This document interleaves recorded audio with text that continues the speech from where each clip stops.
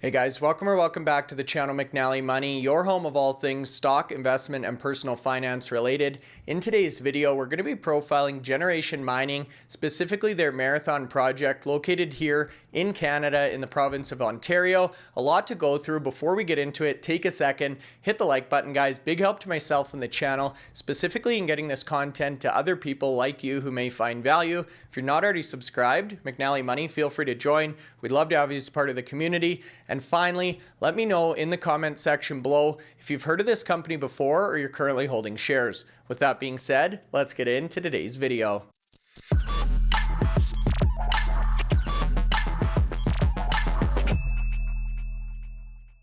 Okay guys, so that's right. Today's video, we're going to be taking a look at Generation Mining Ltd. Before we get into it, we did want to thank today's video sponsor, Cashew Group, for sponsoring today's podcast on behalf of Generation Mining. Now, as you can see, trades on the Toronto Stock Exchange here in Canada under the ticker GENM, down 6% or 3 cents on the day. This is as of Thursday, November 6, approximately midday. Currently trading hands at 47 cents Canadian. Now, Generation Mining also trades on the OTC exchange in the United States under the ticker GENMF. And if we actually pull up a 6-month view, you can see up a respectable 154% over the past 6 months and in excess of 235% return year to date. Now, also worth noting, Generation Mining did reach a local high of 78 cents back on the 8th of October. And we're actually going to talk about a really interesting research report on Generation a little bit later in the presentation.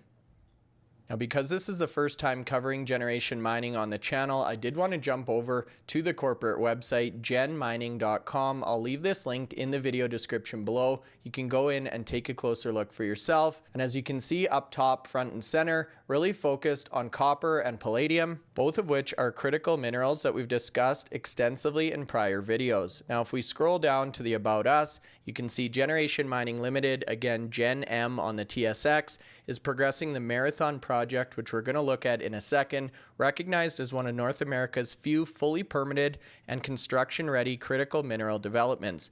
Now, the project is situated in Northwestern Ontario, which is one of the best mining jurisdictions in the world, encompassing a significant copper-palladium deposit and is strategically positioned to contribute essential metals for the global energy transition.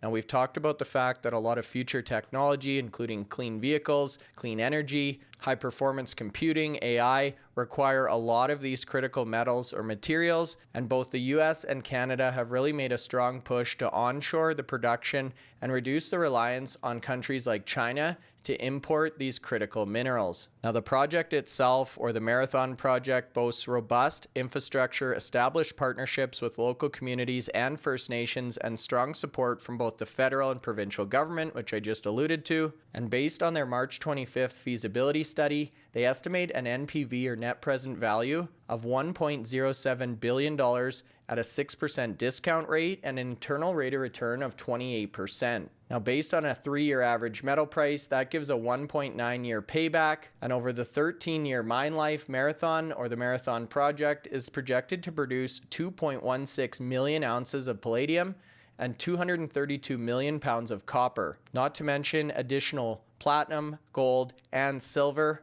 again making this project even more attractive. Now, I mentioned earlier a research report that just came out in relation to Generation Mining. You can see listed here from Cashew Research, a division of Cashew Group, rating the company, or Generation Mining, as a buy and ascribing a price target of $1.58 Canadian. Now, they go on to cite some of the key highlights of this organization, talking about the transition from a developer to producer, the Marathon Project, which we just looked at, and peer comparisons such as foreign mining, all of which is really teeing Generation Mining up for what's considered to be a pivotal transformation. Now, we're going to talk about the Marathon Project specifically in the investor presentation, but worth noting, this is a strategically vital location, again, a de-risked asset in a secure mining jurisdiction, along with some of the key trends we're seeing in both copper and palladium pricing.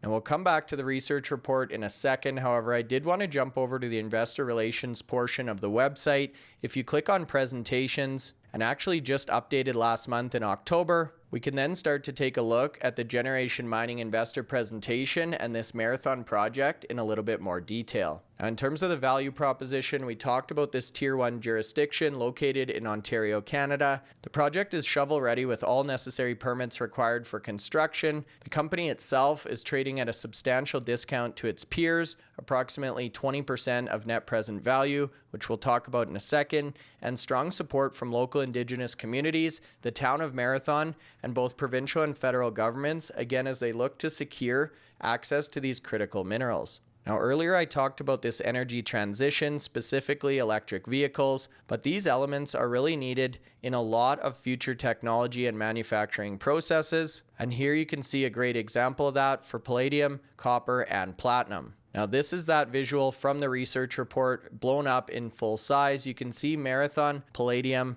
situated on the north end of Lake Superior, again in the province of Ontario. A tremendous number of operating mines in the close proximity or region. A number of existing and operating mines in close proximity or the same region, which is always great to see. And if we zoom in a step further, you can see located directly on the Trans-Canada Highway, served by CPR main rail line or access to rail. Only 10 kilometers away from the town of Marathon itself, with a population of around 3,000 people, and a new 230 kilovolt power line directly from Wawa to Thunder Bay, which crosses the property. Now, there's a 276 bed construction camp in the town itself, numerous towns and Indigenous communities nearby available to service as the core workforce, which further supports the project's viability. Now, you can see the importance of copper over the next few decades, wind, battery, solar technologies, not to mention grid upgrades, transportation, construction, electronics, with the project itself producing enough copper to manufacture approximately 2.8 million battery electric vehicles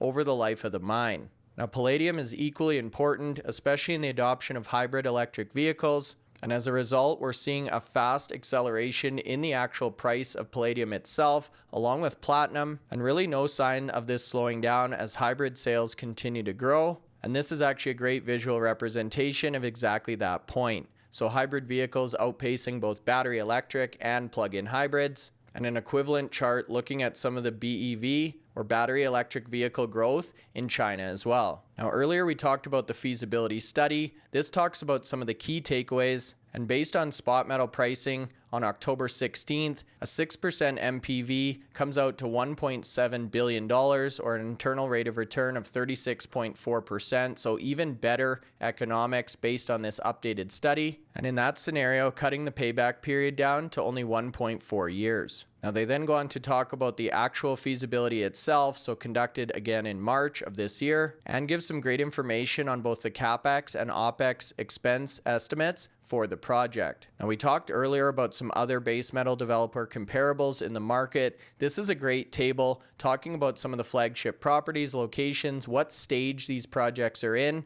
along with a number of financial ratios, including price to NAV or net asset value. And really across the board, you can see Generation Mining stacks up very favorable to peers in a similar space. Now, the final point I wanted to touch on in the deck is really the management team, headed by President, CEO, and Director Jamie Levy. Over 22 years experience and exposure in the exploration and mining industry, and really surrounded by a strong team of experts in their respective fields. Now, if we pop back over to the research report, you can see they cite the team as a real differentiator as well, noting Jamie Levy's strong history or track record in capital raise and asset development throughout his career. And again, a key differentiator for me is the fact that this project is fully permitted and shovel ready, meaning Generation Mining has systematically de-risked the project for investors and completed the most challenging phase of development with its final construction permit granted in May of this year.